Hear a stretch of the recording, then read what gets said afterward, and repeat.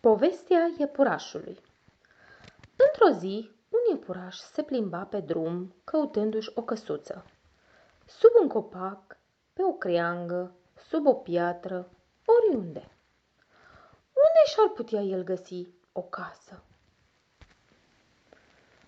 Unde este casa ta? O întrebă pe mica păsărică.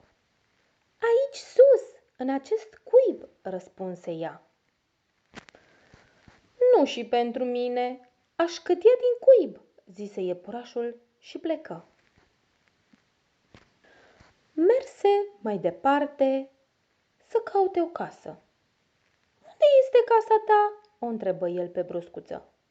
Aici jos, în mlaștină, răspunse aceasta.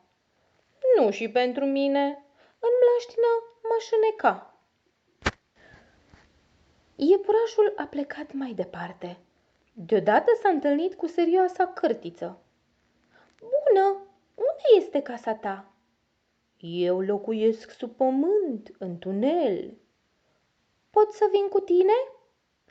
Cârtița l-a refuzat. I-a spus nu. Așa că iepurașul a plecat mai departe, ca să-și caute o casă.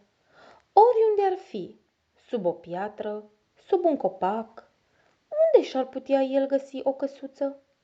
Iepurașul merse, până când s-a întâlnit cu un alt iepuraș. Unde este casa ta? L-a întrebat curios.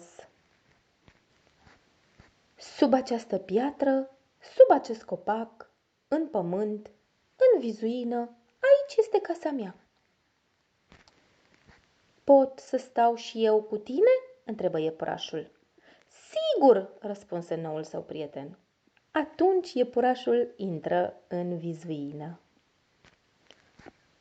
și rămase în noua lui căsuță cu noul lui prieten.